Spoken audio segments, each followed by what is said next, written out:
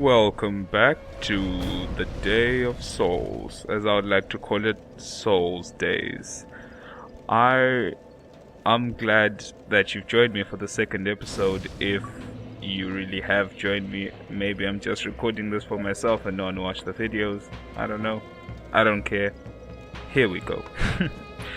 I really like the flow and the feel of the game right here in the beginning when you first reach Firelink Shrine. I think it really makes you feel at home. You feel comfortable.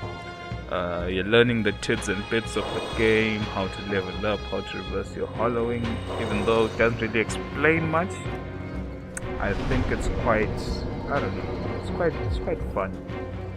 And usually every time I start a game, I get into this habit of just seeking out the initial weapons of the game. By initial weapons, I just mean like the few weapons you can get without having to go through a level and fight something hard or something. Just the initial run and find, maybe even suicide run, as you'll see to some extent. And yeah, it's just getting the feel of the land, how the enemies react to your movements and what you should do to avoid them if you're avoiding them, and how to fight them in general. It puts you to the task, I think, and I really like the feel of the game. And I guess in this commentary I would like to talk about a few things actually, and these things came up to mind after I heard from a few people their points of view, and after playing the game myself, I was like, interesting facts, well not facts, but interesting info, which I like. And in the beginning, as you'll probably see, you are introduced to this character called Petrus of Tharaland. I don't know if I'm pronouncing it right, but Petrus of Tharaland, or Tharaland being one of the neighboring, I don't know if I could say neighboring city or neighboring lands to Lordran itself. And this land is ruled by religion. All these clerics, it's got this feel of religion and priests and clerics and the church kind of ruling the land and the people. And generally it's ruled by a man called All-Father Lloyd. That's like the head deity of the land of Tharaland, and Petrus, I guess, is a cleric of this land. But the twist I have come to analyze and talk about to you today is the stuff you find stashed in the church itself. And you'll probably see me go there now actually. And yeah, I'm running towards the church, as you can see. And here's Petrus himself, and I'll just skip him. And what he has in the church, which is a few lootable items you can take. And the interesting part is there are a few weapons there, of course. There's the mace, which is no problem. But the item of interest is the cracked red-eye orb. Why does this interest me? The thing is, cracked red-eye orbs are, from my understanding, they simulate the red-eye orb. And the red-eye orb is used by dark wraiths to invade other people's worlds. What's the problem, you may think? Well, dark wraiths are followers of the Darkstalker Keith, or Keith, I don't know. I like calling him Keith. I guess whoever wants to correct me may do so. And generally, if you look at alignment, the Darkstalkers are trying to usher in a world of dark, and depending on who you're with, might seem like the bad guys to you. So I don't know. That's quite interesting that Petrus over here would be stashing a cracked red-eye orb to do what? I don't really know, but I suspect some foul play going on there. And generally, the other characters you meet up in the game are the keeper of the bonfire, of course, that you start off with at Firelink Shrine, who's muted. And I guess we don't really know why she's so ashamed to talk. Why? What made her mute? That's the thing I don't understand yet. And it really gets me thinking as to why she's so afraid of talking. What is she holding that she doesn't want to talk about? Her duties as the keeper of the Firelink Shrine, or her destiny? I don't know, something crazy. And generally, the feel in this beginning chapter is just, I like to call it the beginning chapter. It just feels so wholesome. It really puts the game into perspective, as it allows you to branch out and see some of the opening places and how the environment looks, and probably get a feel of how the monsters will be.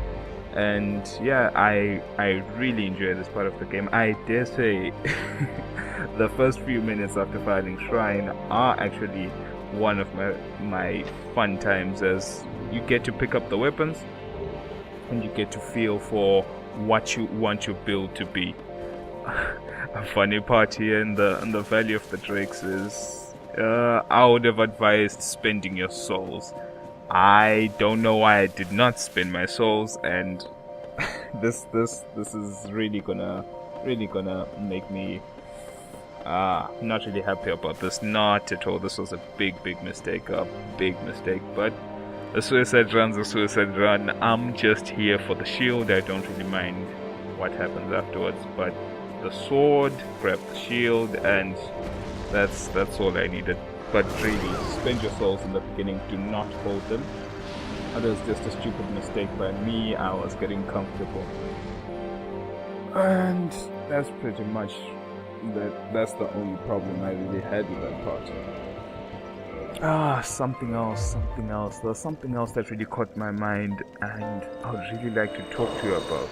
And that is, if you're listening in the beginning to the narrator, she spoke of the dark side. The dark side. And I was like, in the beginning I just thought to myself, what is this thing called the dark side? Whatever, I wonder what it really does. But as I've read, it says the dark sign signifies an accursed undead. Those branded with it are reborn after death, but who one day lose their mind and go hollow. Death triggers the dark sign, which returns the bearer to the last bonfire rested, but at the cost of all humanity and soul. Well, that's the game mechanic. But if you look at it from a lore perspective, you think to yourself, well, if you are branded by the dark sign and each time you die, you are reborn, that's something big. That's something really big. Because I would think if in this land, you could see in this land of Lordran that the people are not so, people are losing hope. The fire is fading, and it seems like all life is not being drained physically, literally, but generally speaking, it's like when the people, the inhabitants of this land of Lordran just seem to be fading, slowly fading, as the humanity flees from someone turning hollow. And I think that these undead branded by the dark sign generally would find themselves to be a problem, because as you remember, you were locked up in the undead asylum. And I would assume all the inhabitants of the asylum were branded by the dark sign as well, and they were left there to go hollow. The reason why I say this is, you as the chosen undead going into Pilgrim, into this land of lords, to usher in a new age of something. That's the thing. And the gods, the gods are mortal in a sense, as as a Their token of power peace. is of No, the fire, go ahead. and when the fire It's for fades, you. they will fade. And also the inhabitants of the land of Lotran, my. or other lands, New agreement. Kareem or Oh, Thorderland, I or know. wherever else How people about may come this? from. I have to awake my They companions live here and they anyway. die. So what if I And were as to we can teach you see some here with the Church of miracles? Earth, Would this that way please of you? white where Petrus is aligned to, Very well. led by Then All-Father first, All-Father covenant Lloyd, with the I gods. think it would be a problem, because what would happen when the people discover immortality? Would they need the church? Would they need the gods? Only That's their the ultimate question I would like to effectiveness know. will be determined by your efforts. I think and it would your really stress the question of, was the undead asylum, what was it? Was it just a place to lock up? It says a place to lock up people till they wait for the end of the world, but I think there's more to it. I just think this asylum was used to imprison all these people branded with the dark sign, and these accursed undead, as the gods feared them. I personally think the gods feared them, and what would come of them. I'll discuss more of this later, but that's generally my feel about the intro of this game, and generally what the story is trying to tell you as we move along. And generally, yeah, that's as much as I would like to talk to you about in this episode. But if you managed to watch this, I'm glad you did. I'm happy to have you, and I hope I didn't bore you. I hope as time goes on, I hope to get better as well and suit your tastes and needs. But I guess that'll be for another day. And thank you for attending this session with me. Goodbye and thank you.